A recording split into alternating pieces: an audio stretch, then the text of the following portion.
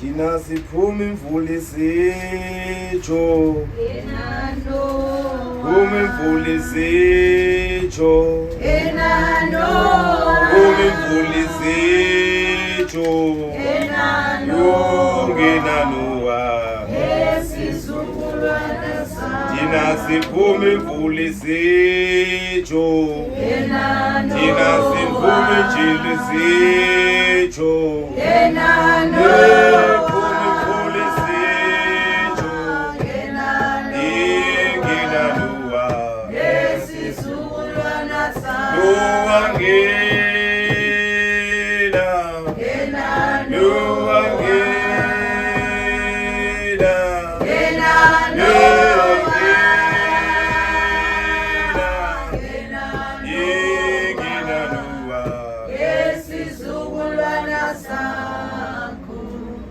Verse number 8.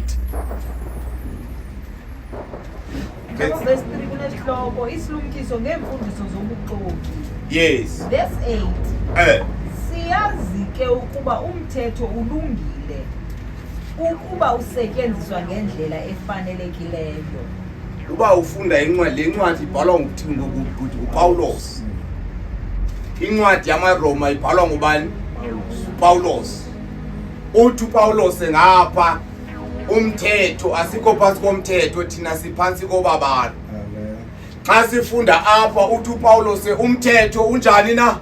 Ulungile kuba mawusetyenziswe ngendlela etheni? Efanelekileyo. Haleluya.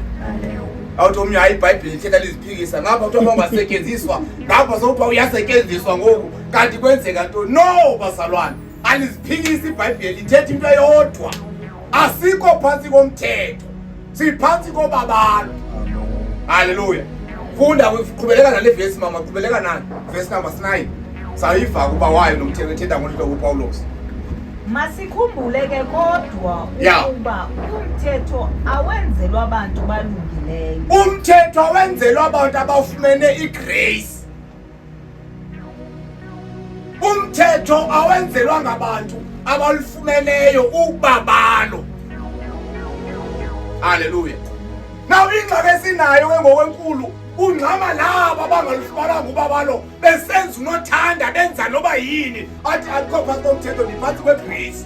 Le grace kutheni kwenzisa lento kwenzisa yona?